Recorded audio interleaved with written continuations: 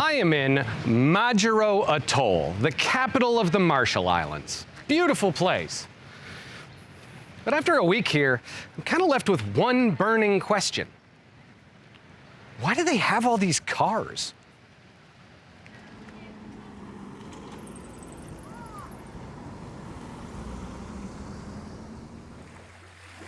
Perhaps you've never heard of it before, but in some circles, Majuro Island is treated as one of the most important places on Earth.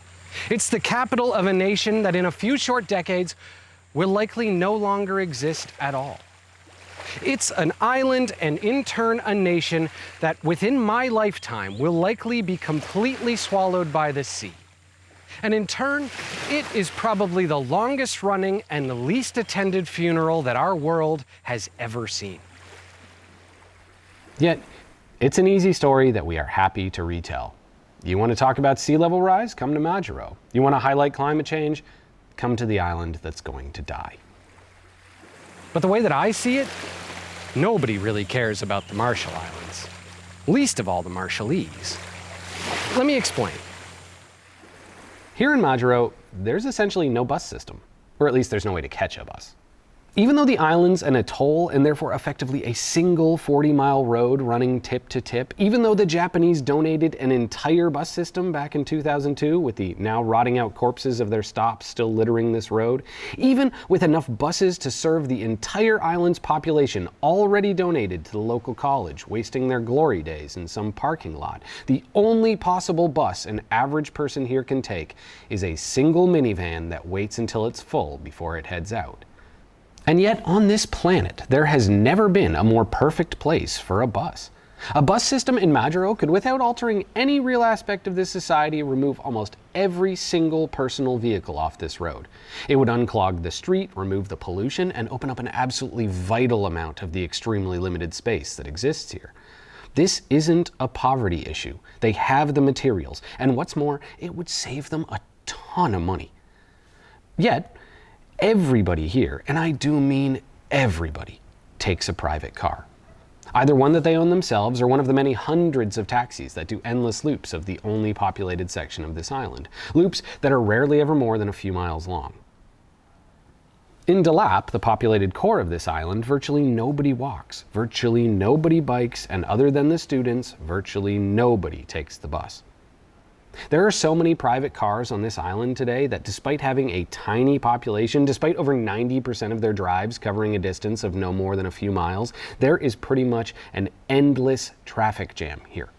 Without any question, for most of the day, you can bike through this town faster than you can drive it. We know that because we watched an Australian climate scientist do exactly that. He just ripped by us while we were sitting dead stop in our taxi. And the thing is, he couldn't have done that unless he brought his own bike, which he did because he's a climate scientist.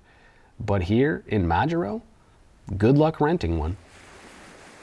And what's more, yeah, I'm gonna dig in more, half of the cars here came since the pandemic started. This isn't an ancient problem.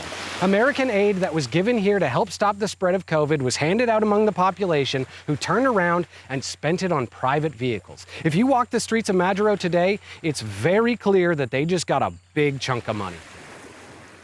So as their representatives create PR campaigns about lowering our world's carbon, as their government officials head to the UN to plead with the world about getting our climate below 1.5 degrees, they remain one of the few countries on this planet that are drastically increasing their carbon emissions per capita, because nobody cares about the Marshall Islands, least of all the Marshallese.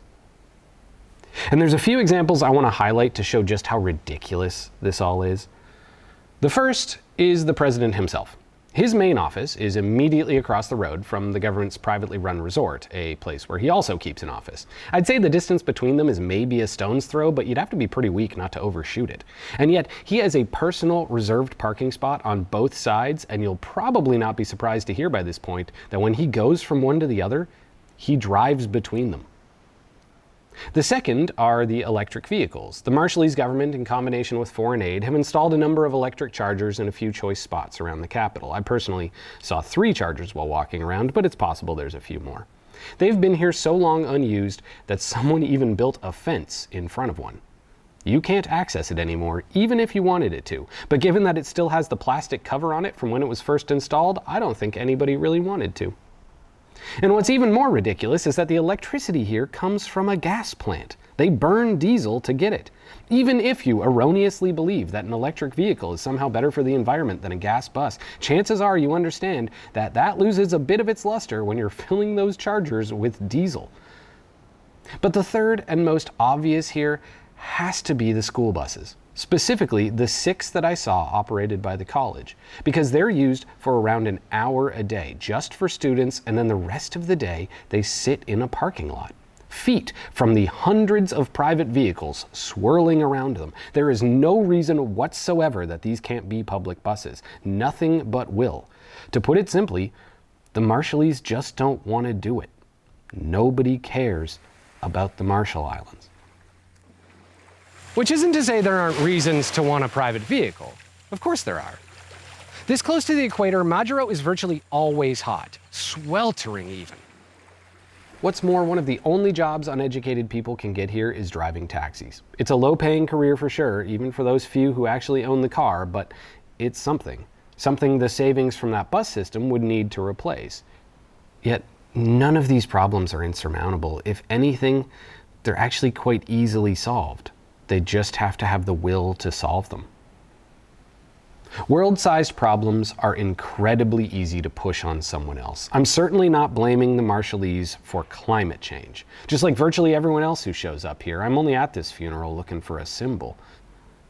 I think it's very easy as individuals, or in this case tiny nations, to write ourselves off as too small, too poor, or too unimportant to be truly worthy of change, or at the very least blame.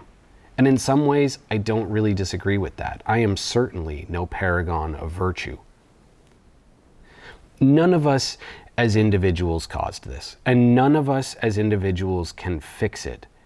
Yet, we all caused this, and we all can fix it, each in our own tiny little way.